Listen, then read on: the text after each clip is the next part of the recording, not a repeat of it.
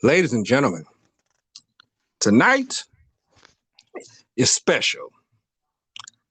Tonight, right here on the Get Snap podcast, your boy, DarnellSparrow, aka Your Bad Superman, the notorious Antoine Smooth, we have graduated. Yes, sir, tonight, we've graduated to YouTube. This is the first of many that's going to be on Bad Superman TV. And we about to show out. Ladies and gentlemen, welcome to all our new listeners and all our previous listeners. If you've been on Spotify, Anchor, Radio Public, and all those stations, you can still be there if you want to, but come on to YouTube, and I'm going to tell you why. Because on YouTube, you get that cool entrance theme we got now. We got a cool entrance theme. We got a whole new theme song. You saw it on my personal page. You probably saw it on the Notorious one page. We about to get right at 2023. Notorious one, what's going on? Man, what's up, man? It's a milestone today. Well, tonight. Excuse me. It's a milestone tonight, man. This is it. And everybody's asking, why now? And I'm gonna tell you why now. Well, better yet, I'm gonna say this. Why not now? Because I told you, when it was time to make that move, we was gonna do it. I just had to get right. I had to learn some things. I had to figure it out the right way. Cause see, I tried to put it on YouTube once before, and it just didn't fit. I didn't like it. Didn't like how it looked. Didn't like how it sounded. But I said, nah, we gonna do this the right way. So I said, you know what? We gonna start with a nice introduction. That worked out. People loved it. And from here on out, this is where everything's gonna be, right here on YouTube. And what you're also gonna get, for those of you who don't want to go to those other places and listen to the old stuff, that's gonna come to YouTube too, because we're going to have the Get Snap podcast Throwback edition. All right. So you're going to get those probably mainly like on a Sunday. So you're going to start the week with a little bit of our classic stuff, roll on in to the new stuff. But again, to all our new listeners, we welcome you. I hope you enjoy what you hear. To all our past listeners that's been with us for the past 2 years, hey, tell them how we get down. Because, yes, we do talk about wrestling a lot, but we do bring a lot of other topics in when we see fit to do it. Because there's a lot of news out there. Oh, yeah. I tell you what, Donnell, we feel like Coach Prime right now. Hit my theme music. Yeah, I feel like Coach Prime. What'd he say? I'm coming? Oh, we coming. Yeah. We coming. We coming hard, and we coming with the thunder, and we starting off with a bang. Because I want to talk about just some of the best matches ever, and I'm gonna name some of them, and I'm sure you're gonna rock with me on them, because these are matches. A lot of them we've seen. A lot of my fans have seen. But I'm gonna kick it off. Okay. With one I say was the greatest triple threat match ever. Now you don't hear that a lot you hear about the greatest single match or a great tag match, but not a triple threat. No, I'm talking about the greatest triple match ever. Unbreakable 2005. Samoa Joe, Christopher Daniels, AJ Styles. Do I need to say any more? Oh, man, I remember that. You want to talk about three of the best X Division stars ever. That's 3 human highlight reels right there. In their prime. You want to talk 3 pillars of that X Division. You want to talk about 3 pillars of that phrase, total nonstop action? Yes. And this one when Samoa Joe I mean, AJ was already AJ. Mm-hmm. Christopher Daniels was Christopher Daniels. He was already in his prime. Right. But this is when Samoa Joe was still pretty new there and was dominating. Right. You didn't know what you was gonna get from this 300 pounder. But you got one of the best. Right. And I want somebody to argue what triple threat match is gonna top that. And we in 2023. That match happened in 2005. What topped that since? I know somebody may say, what about WrestleMania? What about WrestleMania? Rousey, Flair, and Becky? No, that didn't top it. It was good. Yeah. But they didn't do what these gentlemen did. No. Especially back then in TNA, when the X Division was pretty much put that company on the map. Right. You can go back and watch that over and over and over. Matter of fact, I watched it earlier. That's one of the ones that's why I selected it. Yeah, that was a good one to start with. Oh, I ain't done. This one I know you gonna love. Done? Okay. Oh, I ain't done. This one I know you gonna love. Matter of fact, it was so good. They put it on a video game. Let's go back to 1997. All right. Let's go back to Halloween Havoc. Oh, man. Let's go back to Rey Mysterio Jr., Eddie Guerrero. Oh, man. There we go. There we go. Right there. You want to talk about classic Lucha Libre, cruiserweight wrestling at its finest. At its finest. That match, Rey was supposed to lose his match. Eddie Guerrero fought for that not to happen. Right. A lot of people didn't know that. Yeah, he didn't want that. Yeah. And if you go back and look at it on the video game, they nailed it. I mean, move for move, the mannerisms. Yeah. You can't I want somebody right now to go replicate that match. Especially the DDT that Rey did off the top. Bro, how can you top that? I mean, nobody today can't do that. I mean, think about it. The match from start to finish. Innovative move. It was fast paced. That match, it didn't matter who won that match. No. But that match, to me, was the best match on that pay-per-view. Yeah. They lit it up that night. Yeah. Are we 2 for 2? Yeah, you 2 for 2. You nailed it. Because see, there's a lot put on. I could say some obvious ones. But you want to throw something that's out the box. See, I'm gonna say one that's a classic. A lot of people may not want to hear the name of the person or one of them. Right. But this was a wrestling classic to me. And you may agree. Let's go back for the WWE Championship. Let's go back to 2003. Let's go back to the Royal Rumble. Let's go back. And they didn't have many matches before. But to me, this match, was their best, was their masterpiece. Kurt Angle, Chris Benoit. Oh, yes. Absolutely. Man. That match was awesome.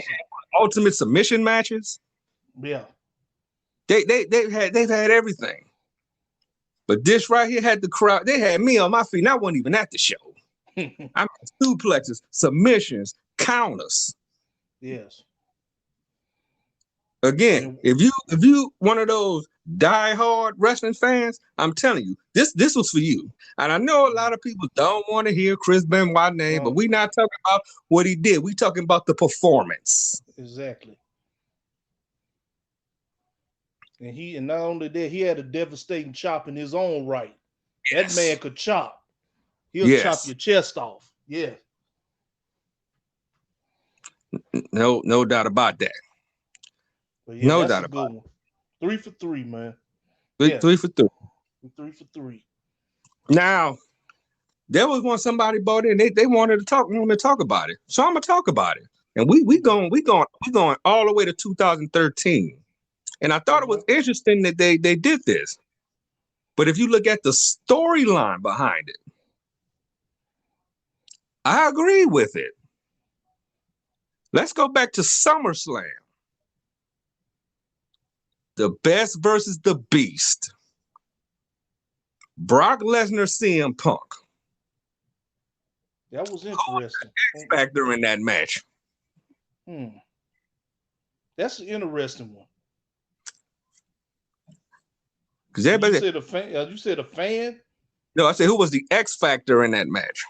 No, I was saying you saying that a fan. Yeah, that brought this to my attention and said to your attention. Yeah, brought to my attention and when they brought out, I said, well, what made this match? Why you think this match so important? They said, well, think about it.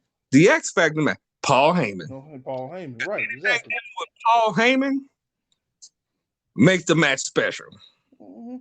Just look at his body of work. You can tell even in the Dangerous Alliance back in WCW, he was always a factor somewhere. And this He's is always a factor. And this is the run of time where Paul Heyman already turned on Punk. Right. And went back to Lesnar. And this when Punk called out Brock Lesnar. How many people do that? Yeah, right. I'm like, is he crazy? He called this man out for what? I'm like, he must really want to fight. I mean, I don't know what's going on in his head. I'm like, you sure you straight edge? Right. I mean, really? Come on, Punk. Don't do that. But he did it. I give him that. Man. Okay, that's an interesting one. Okay. Yeah, because anything, like I said, anything dealing with Paul Heyman. You know, Paul Heyman got on mic. Paul Heyman, he had something to say. At one time, you thought they was gonna kiss and make up. Right. But Brock Lesnar's involved. Right. Let's get to let's see where we at. Like I said, there's a lot. There's a lot I could go through. But I said I don't want to go through the obvious ones. You want to? Yeah, I know. I already know you trying to find something that's out the box that people don't know about. I got one.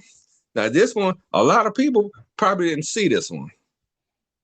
But another one, clinic, chemistry, unification was involved in this. Okay. This match cemented both their careers. Ring of Honor, unified 2006. Bryan Danielson, Nigel McGuinness. I was just putting Bryan Danielson in anything. You know it's gonna be good. The stakes was so high in that match. And this is when I say they both on top of their game. Yeah. A match that could have went again, either way. Right. A match that should be 6, 7, 8, 9, 10 stars.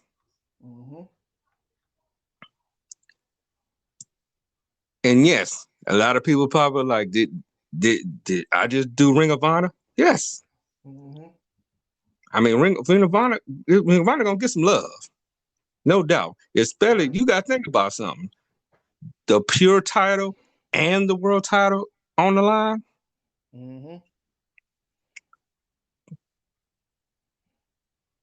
Classic. Oh yeah. And Bryan Danielson walked out with.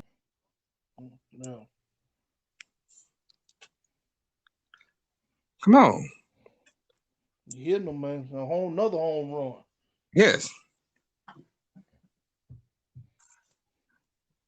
Let's go back to the first Bad Blood. 97. All right. Shawn Michaels, Undertaker. The first Hell in a Cell. Oh, of course. Obvious. Yeah. We had to throw at least one obvious one in there. You know. Yeah, I understand that you were trying to go out the box, but yeah. Well, I threw that one in for a reason. I threw it in because Shawn Michaels took a beating in that match. He did. He took a hella beating. People remember that infamous chair shot to the face? Yeah. I could imagine if Kane was not involved in that match, it'd be a different outcome. It probably would have been a different outcome. We probably wouldn't have seen Shawn for a while. Mm-hmm. But even back then, no matter what Shawn was going through at that time, Shawn was putting on some matches. He was a bad Point blank, boy. bottom line. Right. Even the Hogan match, even though he was overselling, the match to me was still good. Even though he was overselling. Because, you know, they made a meme out of that. They were talking about, what was that saying? They always say when you doing, what is it called? I'm trying to think of it. He said when you're when you being extra being extra as a person. Yeah. Yeah. You being too extra as a person. That's it. Yeah. When you being too extra as a person. That was Shawn doing all that. I'm like, really? I said something had to be going on backstage. Now back then, when you saw it, you wasn't thinking that. No. It took years when you got older, when you got to understand the business just a little bit better, you realize, you're like, okay, Shawn, come on. Yeah, that you being a bit extra, aren't you? Way too extra. Way extra. The boot. I'm gonna tell you what the one made me laugh the most. It was the big boot he took. It wasn't the leg drop. No, that big, he barely tapped him. Yeah, and Shawn just bounced up. Hey, what is he doing? Yeah. Killer part. Making Hogan look bad. Yeah. And everybody, why is he doing this? I said something had to happen backstage. It was supposed to be a series of matches. Hogan didn't want to bite. Yeah. Hogan's supposed to win one. Shawn was supposed to win one. Then whatever trilogy. Hogan didn't want to play ball. So Shawn went the business for himself. Man, yeah. And that's what you got. And to this day, man, people talk to me about this. They say, do y'all remember that, man? I was like, man, I remember that like it was yesterday. I mean, Shawn, he is doing too much. The boot just got me. I was done when he hit the boot on him. And Shawn just flopped and flipped all over the place. The leg drop wasn't nothing. You know, leg drop, you normally sell, Right. But the three punches, he would just, what was the clothesline he took over the top? He almost went in the half in the crowd. Like he was trying to, wow. And somehow they still made it work. Now this next one, now you're probably gonna have to think about this one. It's a Ric Flair match, of course. Well, but why this one? Why I chose this one? Ric Flair, Terry Funk, Clash of Champions. Oh, that was a great match. And you know why it was so great? It was the selling of Terry Funk that made it great. Yeah, but I'm gonna tell you why I chose this one, this particular one. Mm-hmm. This is one of the very few times he beat Terry Funk clean. Yeah. And Terry Funk made him look like $1 million. Not to say that Rick is not a bad performer. He's a great performer, one of the greatest of all time. It's just the way Terry sold his stuff. Yes. Terry sold his stuff to the hilt. I mean, the chops he sounded like shotgun went off in that video. Yes. You talk about somebody like Flair, and you talk about somebody like Funk. You talk about a clash of styles.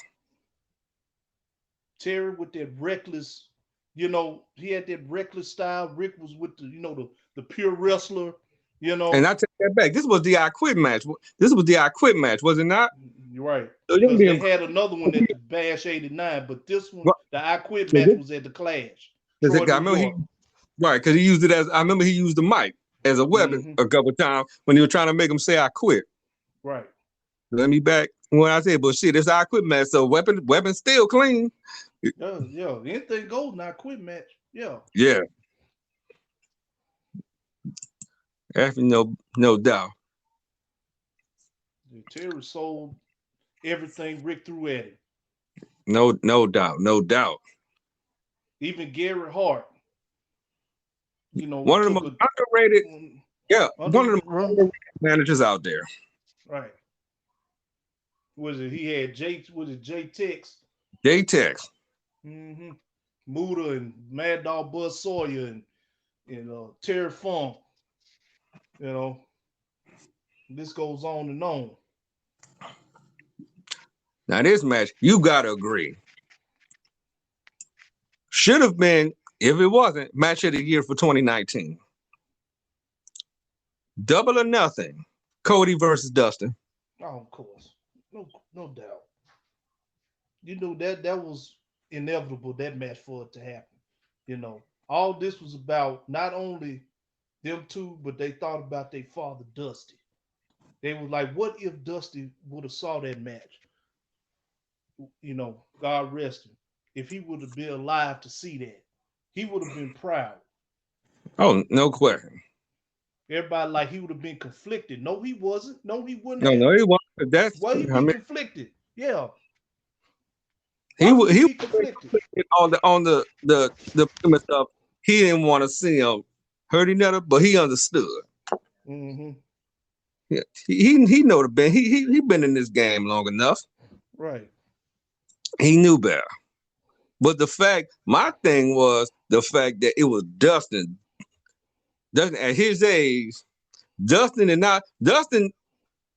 thought Dustin didn't look that good when he was the natural. Man, yeah. It's like the older he got, the better he got. And he said, what, this is what last go round? Yeah. Yeah, this year will be his last year. World champion. I would love it. I would love to see it. Mm-hmm. I would love, because Cody's already been NWA world champion. See, this would have been sweet. Dusty Rhodes, he's been NWA world champion. Cody's been NWA world champion. Why not Dustin? Go to the NWA. Go to NWA, win the title. You ain't got to hold it long. Just have a notch on your belt. That's all. Yeah. That would be something. Yeah. That'd be the first. That would definitely. Yeah. I would definitely love it. Mm-hmm. Now this one, this might happen. I was going on 2 years old when this happened, but I got a chance to see it. So that had to be 1981. This was a bloodbath. No countouts, no disqualifications, no pinfalls, no referees. Blood all over the Madison Square Garden. Whipping each other with belts, brass knucks. This was extreme before ECW even thought about it. It was so bad that the Grand Wizard couldn't even watch the match. He had to throw in the towel. It was so bad. Mm-hmm. Pat Patterson versus Sergeant Slaughter. Oh man, yeah.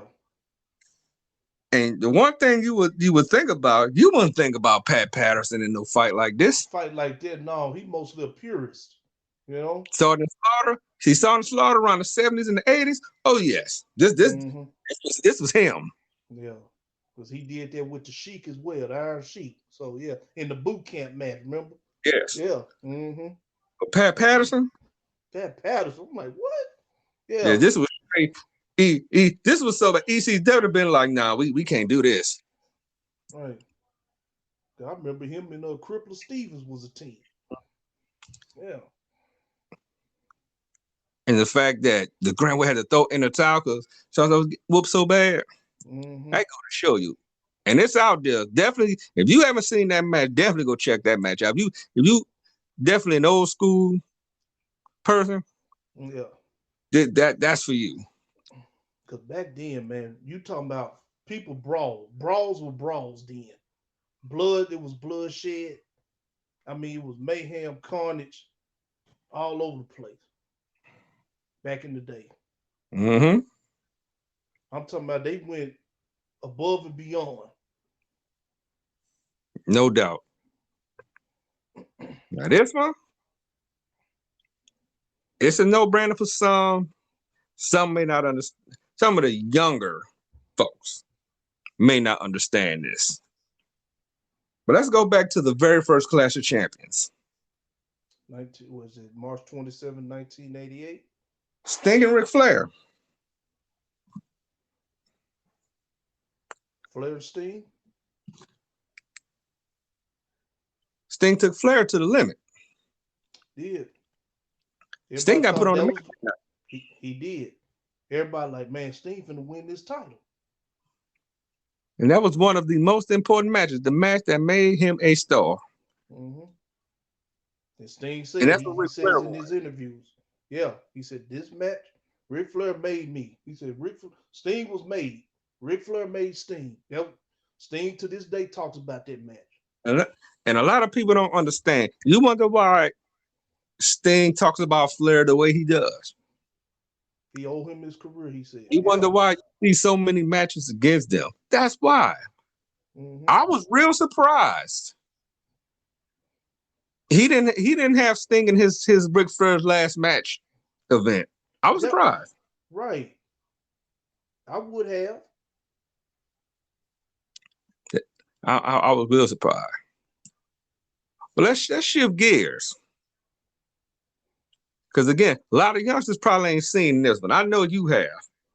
Because this was one of my favorite tag matches of all time. Let's go back to When Worlds Collide. Octagon, El Hijo del Santo versus Eddie Guerrero and the late Love Machine, Art Barr. Art Barr, that was 1994. The man who invented the frog splash. Mm-hmm. Man got his head shaved. Right. I remember that. That's how he acquired the frog splash with Eddie. Well, Eddie acquired it from him. Excuse me. Yeah. That was one of the best. That was a 2 out of 3 falls match. That's one of the best in that company's history. Yeah. Me talking about it not gonna do you no good. You need to just go watch it. It was a classic. Yeah, it's hard to explain because you have to watch that. We just can't explain that match to you, but it was a great match. Just go ahead and watch it. I'm gonna give you a pop quiz. Art Barr was in WCW as what character? Now, oh gosh, this had to be what, 91, 92, somewhere around there. Yeah. He was mocking a character. I know what you're talking about. It's on the tip of my tongue. Oh my God. Let's see. Art Barr was yeah, it was very short. Yeah. The juicer. Yeah. I was just about to say that, yes. I was just about to, The fake Beetlejuice. Fake Beetlejuice, yeah. They called him the juicer. They couldn't use Beetlejuice because of copyright. Yeah, it was all they couldn't. They tried to mock Beetlejuice. They tried to mock Spider-Man. They was all over the place. Yeah, like in Memphis when Tommy Gilbert, that was Doug and Eddie's father. He did the Freddy Krueger gimmick. Oh, didn't he do Fatty J? He did all of them. He did Nightmare Freddy. He was Freddy Krueger, Nightmare Freddy. Yeah, he just twisted it around. Nightmare Freddy. Yeah. Oh, come on. Yeah. Let's swing it back. Let's swing it back to 93. Super Brawl. Strap match. Vader versus Sting. Oh, not the White Castle of Fear. Yes. Everybody called the sandwich match. Talking about the White Castle sandwiches. Yeah, White Castle of Fear, man. That was. I never understood the analogy for that one, though. I understand you talking about he's from Boulder, Colorado. I get it. Y'all could have called it, since it's in the mountains, he's from the Rocky Mountains, correct? Yes. You could have called it something to do with a mountain. That would have been fine. He's from the Rocky Mountains, but they called it the White Castle of Fear strap match.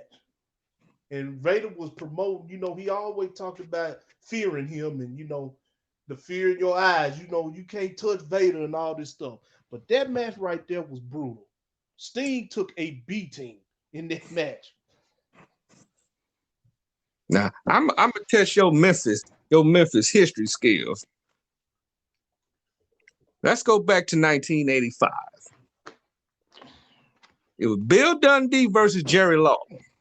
Now let me walk it down. I'm about to say which one. You're gonna tell the people what happened. Now, this match, it was bloody. Oh yeah, there's always. If Jerry Lawler lost, he had to leave Memphis. Oh yeah, them loser league times was serious. Yes. If Bill Dundee lost, he and his wife will lose their hair. Mm-hmm. I won that match. Jerry won it. I think Jerry won that match. So Bill and his wife's head had to be shaved. If I'm correct. No, you was correct. Yeah. You correct. Yeah. That was Jerry Lawler won that. Yeah. Jerry Lawler only had to lose his head at one time. That was huge back then. 1987. They almost caused a riot in the Coliseum. Yeah. And still talked about to this day. And that match is on YouTube. That was back in them CWA days. Mm-hmm. Now, listen, when you talk about Lawler Dundee, that's an all-day show. Because I'm gonna tell you something, people. Loser league town matches back in Memphis, back in the day, was a very serious match. Very serious. And here's the thing. When they say leave Memphis, you leave. Literally. Yes. You not supposed to be seen in Memphis. Mm-mm. Period. Nope. You can't even go outside your house and shop. You had to literally leave Memphis. Yeah, they took that very seriously back then. Mm-hmm. 1983. Starrcade. Okay. Ric Flair, Harley Race. Well, I was about to say, I like Flair Race, of course. Of course. I'm gonna say something about Harley Race. I'm gonna say something. Handsome Harley Race was a bad man. I was about to say, which one? Handsome Harley or just Harley? Handsome Harley Race was a bad man. Yeah. That was blonde hair Harley, right? No, I'm talking about not WWF King Harley. I'm talking about 70s blonde hair Harley. 70s blonde and darkish haired Harley. Darkish hair Harley with the chops. Yeah. Yes. Yeah. And the fro. The fro man. Harley. Yeah. The curly fro Harley. Yeah. There you go. Uh-huh. Right. The greatest wrestler on God's green earth Harley. That one. Yes. Okay. With the bathrobe that say race on it. Right. That one. Okay. Gotcha. That dude was a bad man. And this was when he putting the bounties on Rick. Yeah, I remember that. What 83? He put it was Slater and Orton. Yep. It pretty much he was like the enemies even took the hit. He won't take the hit.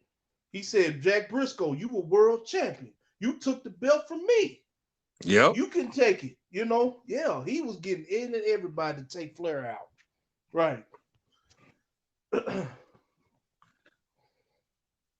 If Flair came back with that baseball bat, came back from that injury, I thought he was going to take Slater and Dick Slater and Bob Orton's head off with that. Bob Carter was out there. And Flair put out a passionate promo, said, Race, I promise you, for them guys, these $25,000, he said, this is my tag partner now, his baseball bat. It was intense. That what led up to Starrcade, that match. Yep. Just look at the build-up. Oh, the build-up was excellent. Mm-hmm. This was Mid-Atlantic. This wasn't Jim Crockett. Oh, yeah, this is not. They was on the cusp. Yeah. You know, the one in the background that had the Mid-Atlantic writing on the back of it? Mm-hmm. Yeah, it was that one. Now this match, we both weren't born. But it had some, it was still good. It had meaning to it. This was from 1974. Jack Briscoe, Jerry Lawler for the NWA title. Why was this match so important? I'm going to tell you. Everybody in their mama thought Jerry Lawler won the title that night. I do remember that. I've been told. Everybody in their mama saw it. They saw it. Jerry Lawler got the win. A lot of people saw Jerry Lawler pull the chain out. But the chain, that world famous chain falling out the tight deal. Oh, yeah. And that's something I never understood. Jerry Lawler never, and he wrestled in the NWA very little, but he was there. Right. And he never put the NWA title on Lawler as Right. big as he was in the territories where he was. You mean to tell me, and you brought Ric Flair to Memphis. It was 1982 or 3 when Ric Flair came through there. Yeah. You brought him there. You brought him there. And he never, that's something that just baffles my mind. Because all the only NWA we had, yeah. Because the only NWA we had was the Southern Tag. That's the only NWA we had. But that was short-lived. Yeah. But yeah, Jerry Lawler could have won that NWA title. I didn't understand that. It didn't have to be a long reign. Because Lawler, believe it, a lot of people don't understand. Lawler was huge in the 70s. The 70s and 80s, Lawler was huge. Yeah, he once was. Once he became the king, yep, that was it. You thank Jackie Fargo for that one. He talk about, and all of them he talk about that he faced, that he's beat. He's not lying.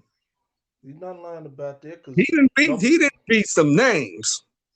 Right, because the first one he ever beat to become the king was Jackie Fargo when he cut that promo and told him, you know, Jackie Fargo, you've been the king of Memphis all this time, and it's time for somebody to knock you off your throne. And that's how the king was born. That was it.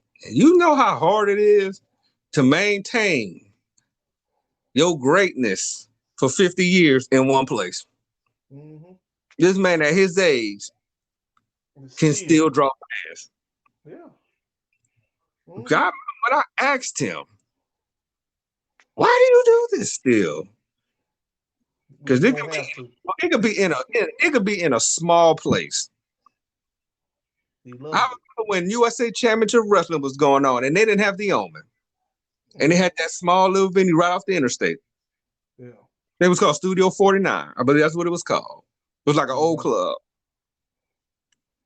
It was real small, but they did tapings there and everything. And he came there from time to time. But you knew when he was there and when he wasn't there. You can tell by the size of the crowd. But he go to the high school gyms. He'll go to a warehouse. He just liked doing it. I mean, he can still draw his people. He'll tell you. He loves it. The reason why. He don't have to do it. He don't. He don't have to do it. Let's go back to 2004, and you're gonna know why this match is on here. Turning Point 2004, America's Most Wanted versus Triple X. You remember what was so significant about that match? Yeah, I think I remember. America's Most Wanted Triple X. One big thing, one major thing happened in that match. Man, that was a long time ago. Man. Something nobody has been crazy enough to try. Nobody has tried this. Not Ultimate X. No. They didn't have Ultimate X then, I don't think. No. No one, no, man, it was Triple X, Triple X and AMW for the tag titles. Yeah, I know what you're saying. Hey. I'm just trying to figure out that it wanted a stipulation.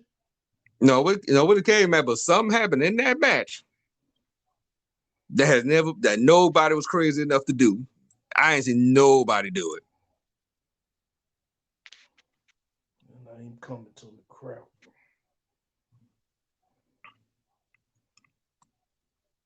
I tell you. Remember when Ellis walked the cage and did that Hurricanrana? Oh yeah, I remember that. Yeah, I remember that. Sure. Yeah, nobody was crazy enough to do that. Nobody, I would never be crazy enough to do that. And I'm gonna say something about Ellis Skipper. Ellis Skipper was very underrated. Yeah, he don't get the credit he deserves. He came at a bad time in his career because he was very talented. He was just coming off the WCW purchase. I think that Team Canada thing kind of did him in. Mm-hmm. Prime time, baby. Cause that dude way too talented. Yeah. Let's go back. Go back to NXT Arrival.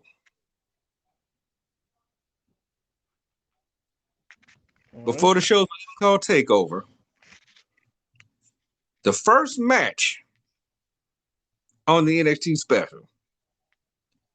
Sami Zayn, Cesaro. Oh man, that was a good match. Great match.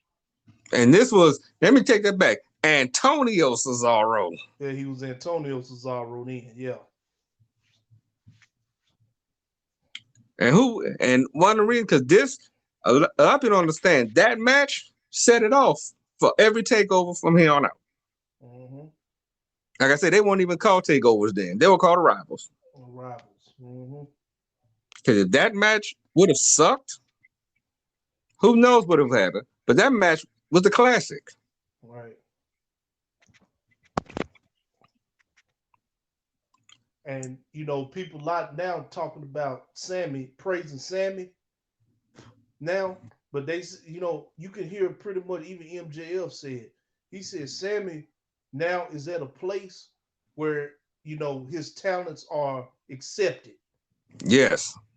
You know, he said you can go back to the El Genericos and stuff like that, but that ain't what it is.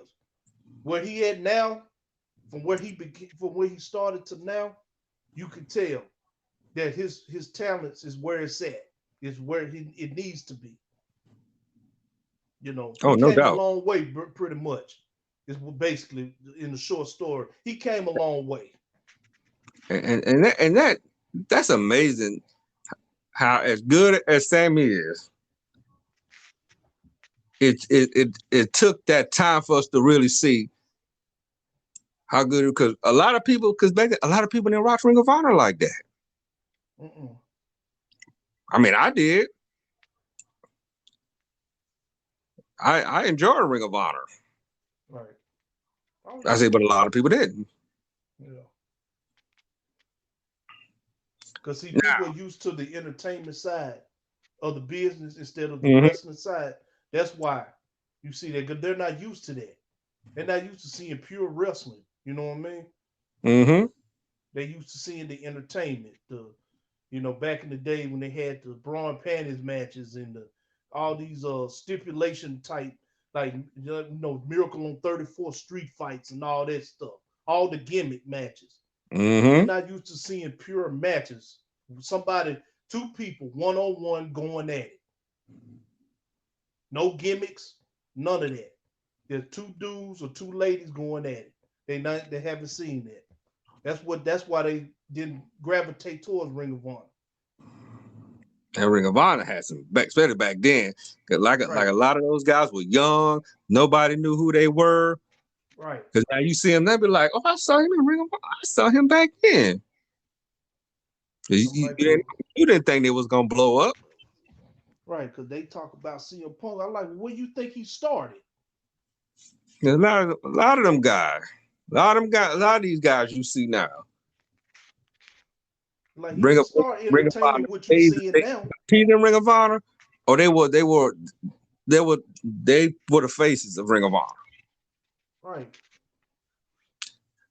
Now, we got a decision to make on this one. Now, it's a tough one. Ric Flair and Ricky Steamboat, but which one? Is it Clash of the Champions 6, Chi-Town Rumble, or Wrestle War 89? I'm gonna take out the one in New Orleans at the Superdome. I'm gonna take that out because it was, that wasn't a clear-cut winner in that one. Right. Okay, it's Clash of Champions 6. Mm-hmm. So I'm gonna take that one out. So it's between Nashville and Chi-Town. To me, between those two, I say Nashville was good, the best one.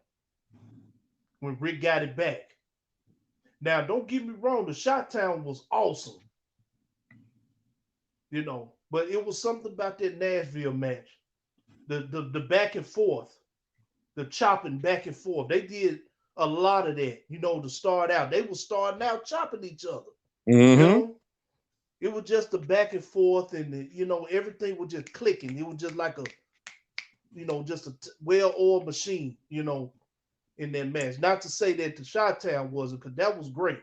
That's when Ricky won the belt. But nobody really saw coming, especially when he came. He was coming. He came in. Because everybody you think Ricky Steamboat's a world champion? I think he could be. I mean, because everybody thought he was just a mid-card champion. But to me, I said he could actually be a world champion. I like popularity. But here's the thing. And people that say that didn't know. Ricky Steamboat has beaten Ric Flair anytime. He's beaten him for the television title. Right, He's beaten the US title. Mm-hmm. Especially Ricky Steamboat in his younger days. They've been around the block many times. The back when he was Rick Steamboat. Right, because Rick said, man, he said people thought that trilogy we had. He said, man, we wrestled in the late 70s so many times. Yeah, this ain't nothing new. He said, this ain't nothing new to me. If you really want to say it, Ric Flair made Ricky Steamboat. Yeah. He said, man, we wrestled dozens of times in the late 70s. If you want to, after the plane crash, we wrestled. Yeah, he said, this ain't nothing new to us. I mean, what you saw in the trilogy, he said that wasn't nothing. Yeah, he said we've been wrestling each other. Y'all just haven't seen it on television. Yeah, right. That is. If you go back to the old footage, I mean that footage was so bad. It was bad. Yeah, footage was bad. There was no commentary. Mm-hmm. That when Rick had the puffy blonde hair, super puff, Mm-hmm. That's when then Rick just had the black tights, black boots. That was him and the Young Blood was still partners. Yeah. Uh-huh. That's when Steamboat was like, he was cut. I mean, ripped up. Yes. There was no dragon back then. Mm-mm. He was just Rick Steamboat. Rick Steamboat. Excuse me, Rick. That's what I'm careful. I said, see what you see. I said, just like when we used to talk about Piper. So a lot of people know Rowdy Piper with the hot rod shirt and the red kill. Go back to Mid-Atlantic before he was just Roddy Piper, right? Go back to them days when he was in that green and yellow. Mm-hmm. Go back to when him and Flair got into it, and he damn wrestled Ric Flair out his clothes. Mm-hmm. Go back when promos were different, right? And the promos were different. When he talked, he didn't all talk like a crazy man. I mean, he did, but it was serious crazy. You knew what he was saying most of the time. Right. I mean, this Piper back in the day, he stayed dressed up. Yeah. And whether he was a face or a heel, you knew it was up. He was to me, he was a tweener back then. Yeah, he was. He could fault anybody, right? I said same go with Steamboat. What you may see, you may be like, oh, he was this, that, and the third. Another good example, the Bushwhackers. So a lot of people think the Bushwhackers the straight comedy act.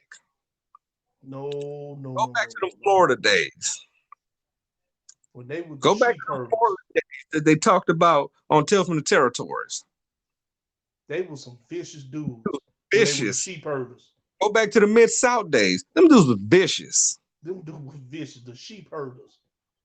And no, that wasn't just a name that like, oh, that's a comedy. No, they were beyond. Them dudes was vicious. They were biting. They was brawling all over the place. Them dudes were hardcore.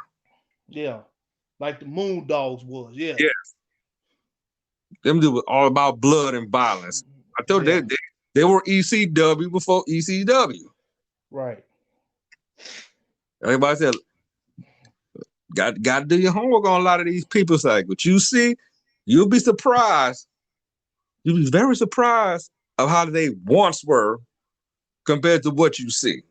Because everybody known them as the Bushwhackers, right?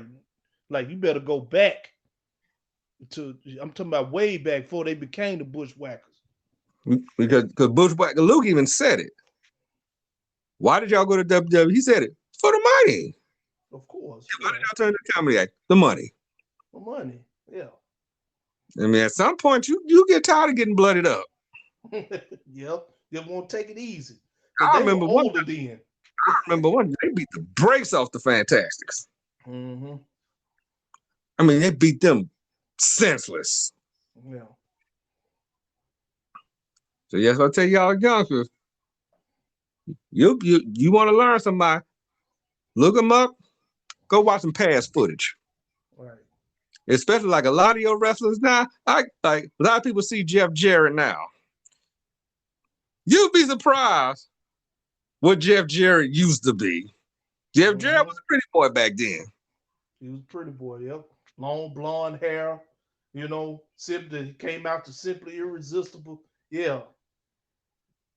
Yeah, this stuff you seen, yeah, he didn't start whacking people with guitars till way later. King of the when he started TNA, did the King of the Mountain matches. He was King of the Mountain, and what you see now, this Last Outlaw. Yeah, all that slap nut stuff. None of that. Right. And I'm glad he's incorporating that into his Last Outlaw, the slap nuts. Because he told Max Cassidy, not Matt, but Anthony Bowens, when he hit him with the guitar, he told him to scissor that, slap nuts. Yeah. And now I like what they're doing now on his podcast. They're continuing the story. Now they're adding Karen into it now. Yes. That's why I'm thinking I think they're gonna do that switch Friday. Yeah. I think they're gonna do it Friday.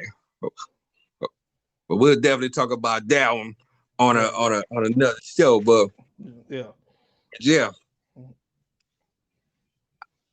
We talk, like I said, a show like this, and we talk about legendary matches. We can go all night long. Right. All night long. Let's see. Do I got another one in me? No, got another one. I thought was cool because you didn't see it much. The first Super Brawl, the Steiners versus Sting and Lex Luger. Very few. You didn't see two babyface teams go at it. It was unheard of. It was a clash team. Right. Tag team. It was for the tag titles. But the factor was Nikita Koloff returned. Then he attacked Sting, right? Yep, he took because he was going after Luger. Going after Luger, and Sting took the bullet for him. Yeah. And that's when he came back. He was backballed. He was back from Lithuania. And it was funny when he did that. It was funny when he did that because he came back and just that quick he turned babyface again and joined him to fight the Dangerous Line. Yeah.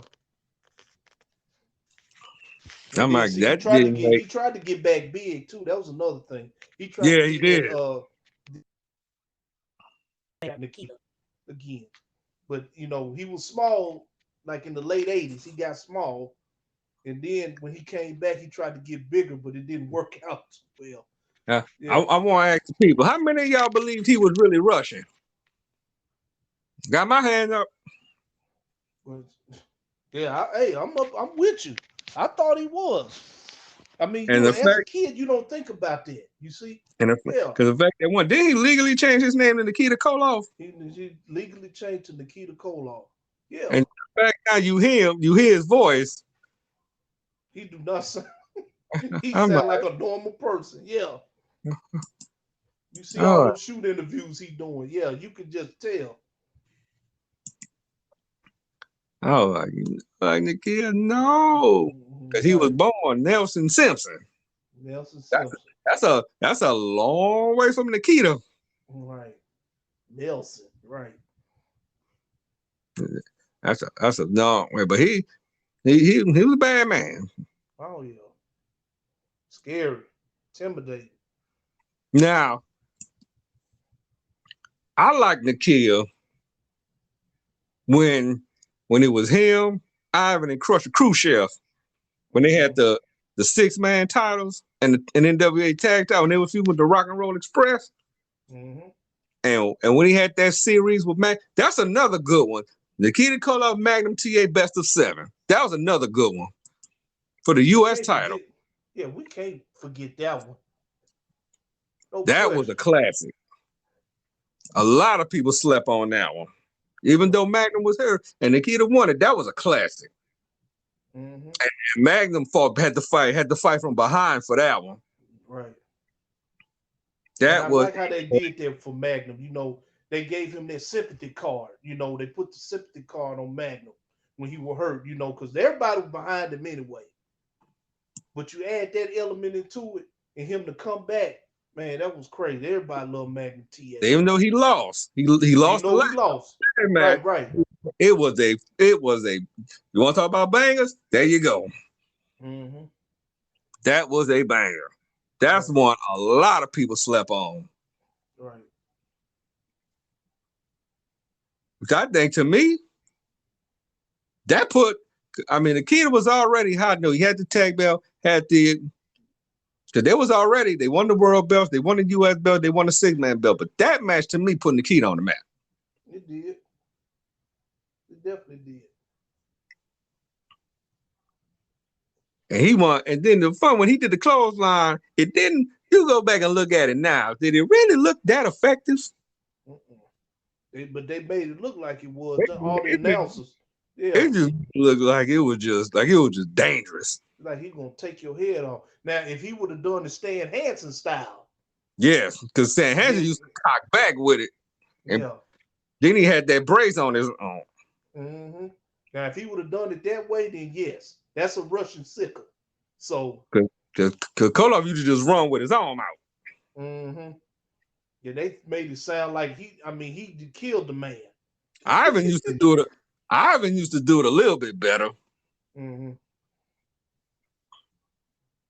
You got to do it like Stan Hansen if you wanted to be effective. See, why are we talking about it? Why Nikita Koloff is not in the Hall of Fame? Ivan is, but not Nikita. I don't understand. Thank you. I get that. Well, Ivan was in because he was WWF champion. Yeah.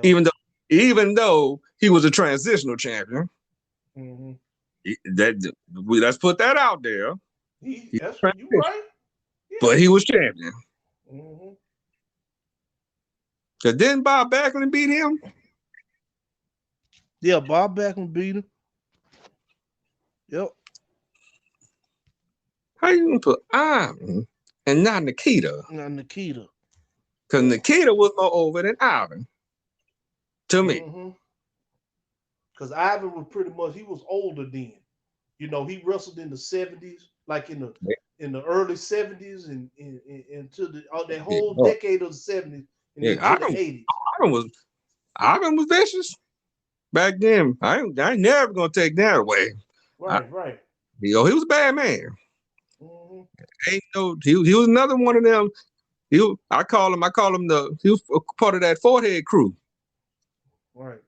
Anybody know what I'm talking about when I say the forehead crew? That's the ones who got all them scars on their head. Mm-hmm. who was on that coup? Abdullah the Butcher. Dustin, Abdullah. We could take off to New Jack. New Jack, yep. I think Hanson, Vader, all of them. Anybody that bled. I'm surprised Rick Head didn't look like that. No. It just Rick ain't got no he ain't got no scar tissue. Like, cause you just tap him in the forehead and then he bleed. I'm like, as much as he bled. Right, because Rick just bleed just by walking. If he walk, he'll start bleeding. Like, Rick, why you bleeding? Come on, as soon as he woo, blood dripping. I'm like, come on, Rick, really? Yeah. Yeah, just like when they attacked him in that parking lot, Jeff and Jake, he just bled immediately. I'm like, oh, geez. I'm like, damn, he ain't touch him yet. He ain't touch him yet, and I'm Rick like, bled. I'm like, he bled out of field. Right.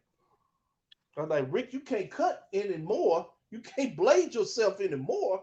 You can just tap your forehead. Right. That's all you gotta do something. Right.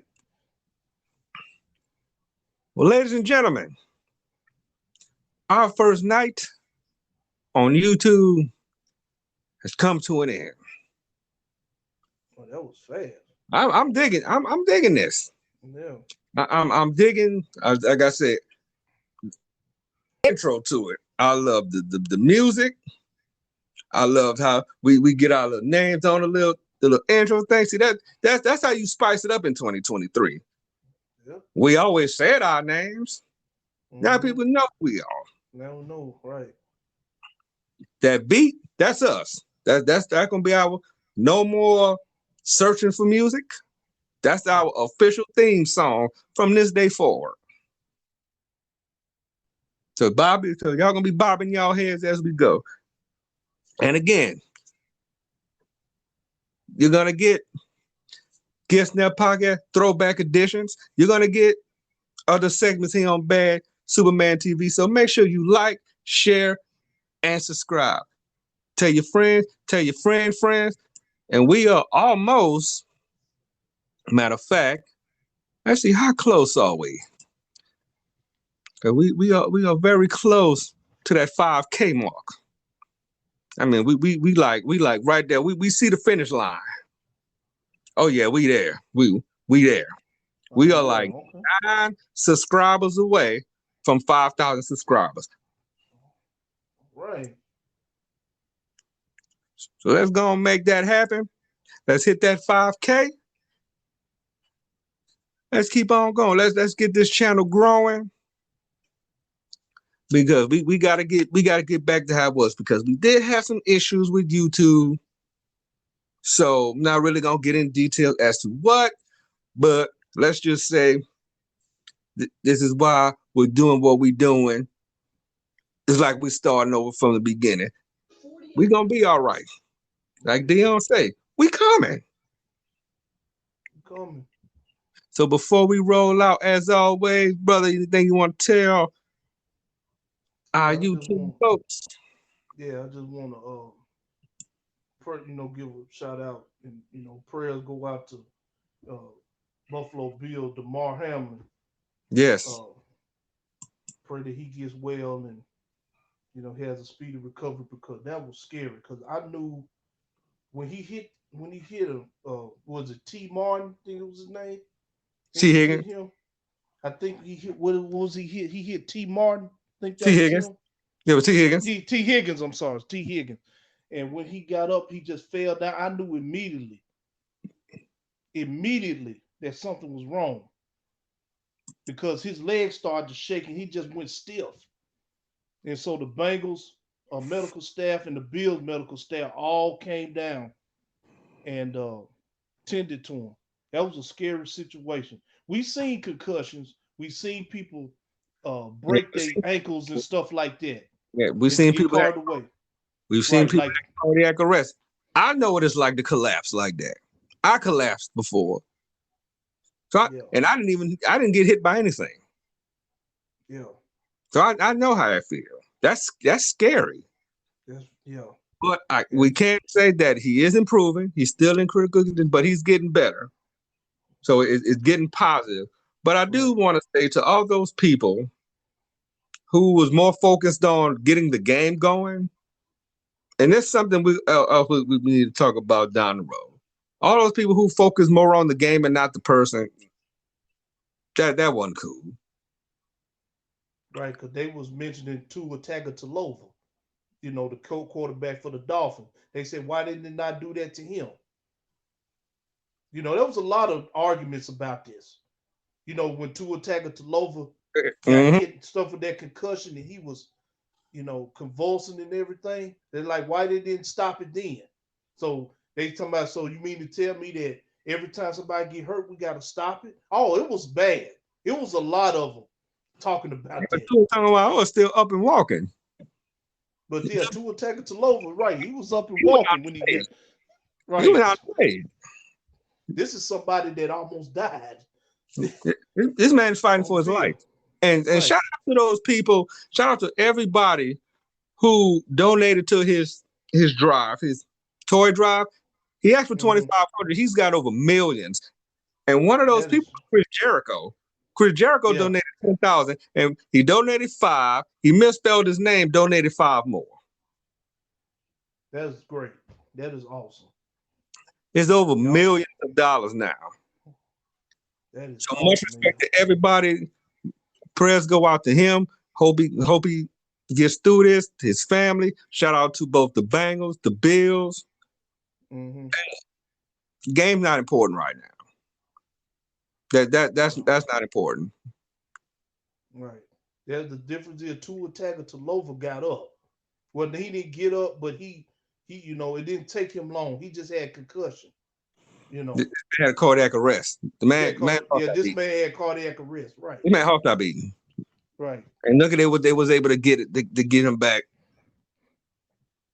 going. But you know, we not even gonna, you know, go at Rob. But no, again, just sending our prayers to him and his family. You know, no doubt. But anyway, we are out of here. We appreciate y'all listening. Again, check out Fast Superman TV right here on YouTube. And ladies and gentlemen, we will see y'all next week. We're out of here. All right. Peace.